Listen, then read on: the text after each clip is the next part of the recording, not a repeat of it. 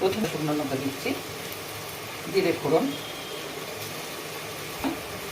একটু গোটা গরম মশলা, আপনারা দিতে পারেন, নাও দিতে পারেন।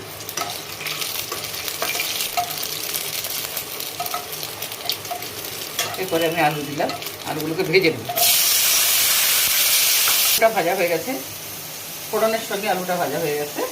এরপরে প্রথমে আমি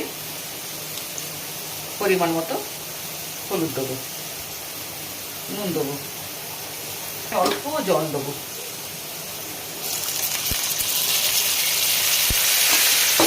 যেহেতু আমি এটা গুঁড়ো মশলাতে রান্না করবো, সেই জন্য জলটা আমি আগে থেকে দিলাম।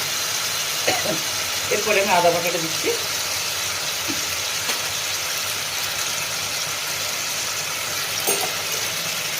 শুকনো লঙ্কা গুঁড়ো,